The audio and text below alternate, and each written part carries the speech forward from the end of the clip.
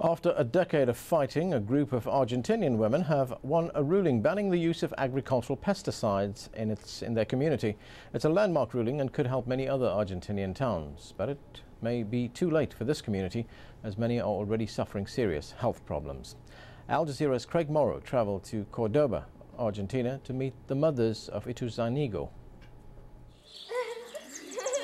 Brisa Herrera, 10 years old and for now healthy.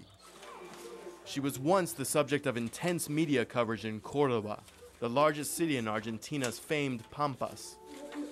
At age 3, Brisa was diagnosed with leukemia and had to undergo chemotherapy. The cancer went into remission. But the doctors say it could come back in 20 years, or in 1 year, or next month. Sofia lives across the street from Brisa in the Ituzaingo neighborhood. She blames the cancer on pesticides used to treat fields of soybean that surround their neighborhood. On my block, there are only 2 houses that don't have sick people. In 2001, Gatiga began to organize mothers in the neighborhood to track the cancer. So far, they have tallied more than 300 cases. This in a neighborhood of just 5,000 people. The mothers say that planes from neighboring farms sprayed the chemicals over and near their houses for years, contaminating the water supply, the soil, and the air. Up until 2001, these fields right here were planted with soy. The crops reached the very edge of the neighborhood, so that fumigation planes would fly directly over the houses that you see here behind me. The neighbors say that the little kids would run along the street following the planes as they sprayed down pesticides and other chemicals. Argentina is one of the world's largest soybean suppliers. The commodities boom of the last decade fueled spectacular economic growth here.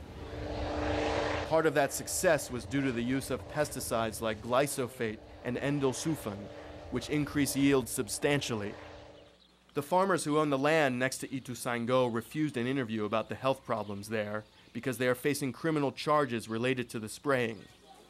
That's because in December, a court in Cordoba banned pesticide spraying within 1,500 meters of towns and neighborhoods. The first ruling of its kind in Argentina, and it comes a good 10 years into the country's soybean boom. It's a fight against interests that are not insignificant. We're talking about very powerful multinational companies. It makes it difficult to make states take them on. Health activists are now organizing communities that have similar stories to Ituzaingo. They fear there may be dozens or even hundreds.